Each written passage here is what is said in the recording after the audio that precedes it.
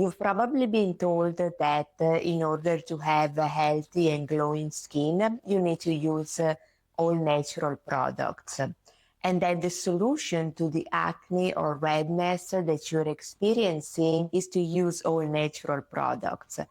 But what if I told you that the actual cause for this redness and sensitivity is the natural products and ingredients that you are using? What if natural didn't mean better? So let's start with this idea that natural means safe and synthetic means toxic or harmful. This is probably one of the biggest misconceptions that has been spread in the beauty industry. And it's easy one to spread because we have the tendency to associate nature with gentle, nurturing, and nourishing. And on the other hand, we associate the lab or synthetic with cold, toxic, and potentially harmful.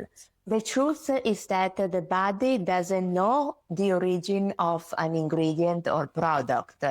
The body only reacts to physiology. So it couldn't care less if the molecule comes from a plant or has been created in the lab. And here's another truth, that everything is a chemical. If you take water, that's a chemical too.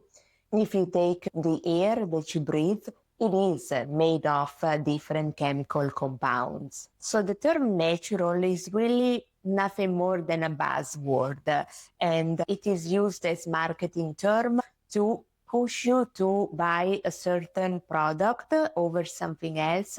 But again, it doesn't mean that that product that you are buying is actually better. And now I'm going to show you why.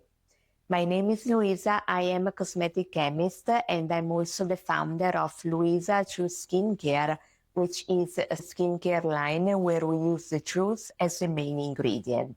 If you are enjoying this video so far, please let me know in the comments. Leave me a question if you have any. Subscribe to the channel, of course, and let me know what kind of videos would you like to see. So what is the problem with the natural products and ingredients? The first problem is that they are extremely complex.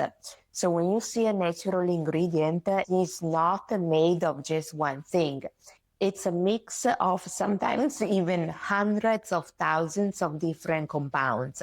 On the label, you only see the name, the botanical name of the plant where the extract or other ingredient comes from. But every time you read that name, you need to understand that because it has been taken out of a plant, it comes with all the other components that are in the plant.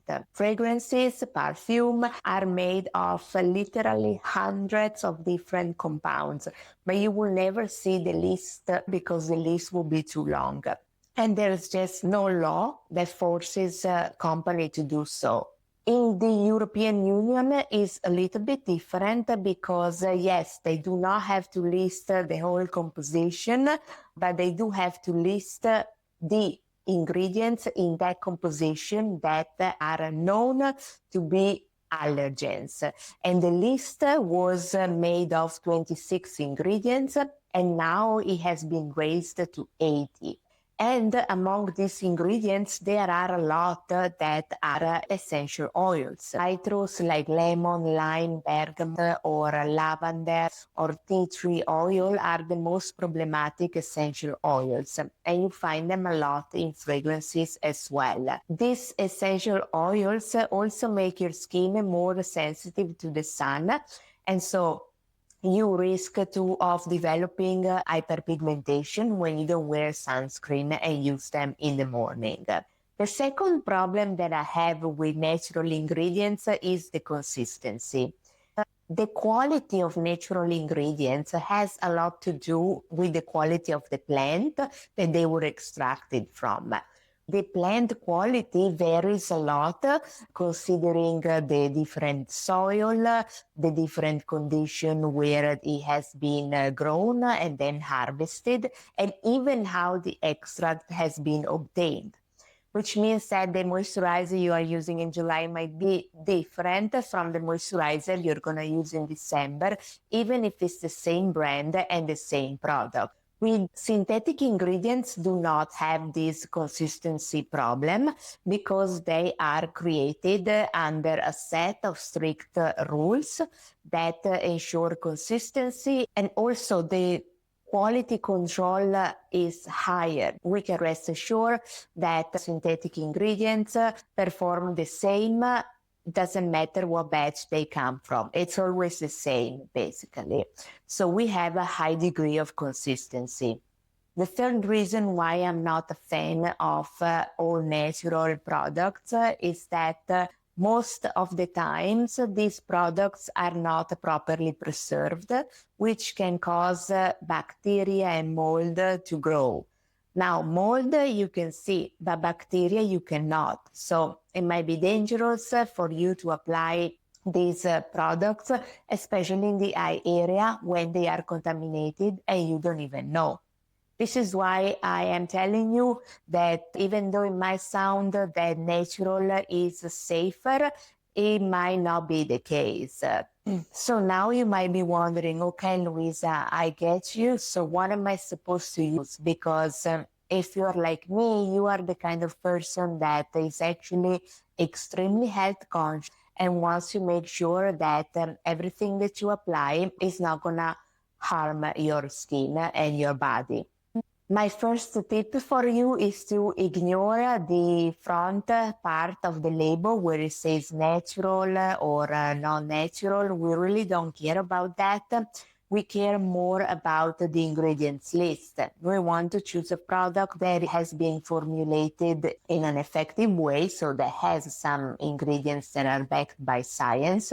These ingredients are in the right amount and the formula has been made to deliver. So when you look at the ingredients list, if you see within the first 5, 6, 7 ingredients, a bunch of botanical extracts and a fragrance, that is definitely a product that you want to avoid because it's not going to do anything for your skin besides triggering allergies. And that is because most of these natural extracts also do not have any science behind them. Because I love fragrances as well, and sometimes I just want to use it. What I do is that I do use some products with fragrances, but I just do it occasionally. For example, when I have a date or I need to go somewhere. Doing that way, of course, is different than applying these products every single day. Maybe you also use clothes detergent with fragrance and body wash with fragrance. So definitely that's something to pay attention to. So do it. It's not every day. And lastly, my message is that I don't fall for the trap that petrol is good and all synthetic is bad, or vice versa. It depends on the single product. And that's why, again, I invite you to focus more on the ingredients list compared to the different claims that the company is making about the product. Well, this is it for this video. I hope it was useful. Let me know if you have any question, and I'll see you in the next one.